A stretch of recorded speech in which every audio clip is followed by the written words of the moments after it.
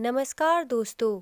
मार्गशीर्ष माह के कृष्ण पक्ष की अमावस्या तिथि को मार्गशीर्ष अमावस्या होती है।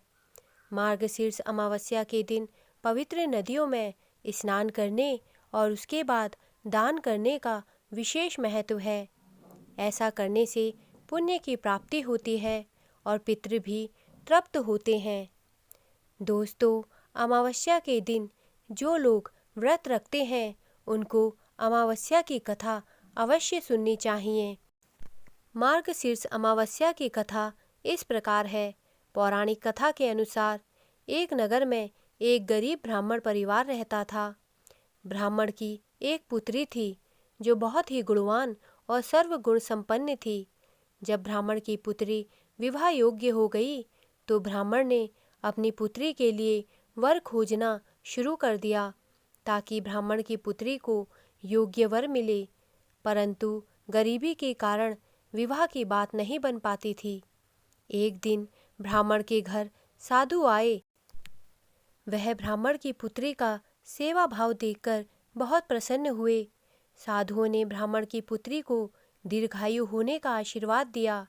ब्राह्मण के पूछने पर साधु ने कन्या के हाथ में शादी की रेखा ना होने की बात बताई।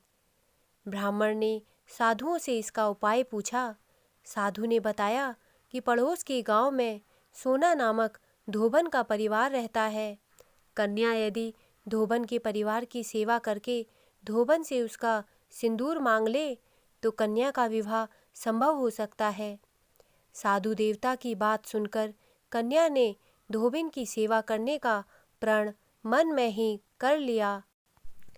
अगले दिन से ब्राह्मण की पुत्री रोज सुबह उठकर धोबिन के घर का सारा काम कराती थी। एक दिन धोबिन ने अपनी बहू से कहा कि तू कितनी अच्छी है कि घर का सारा काम कर लेती है। तब बहू ने धोबिन से कहा कि वह तो सोती रहती है।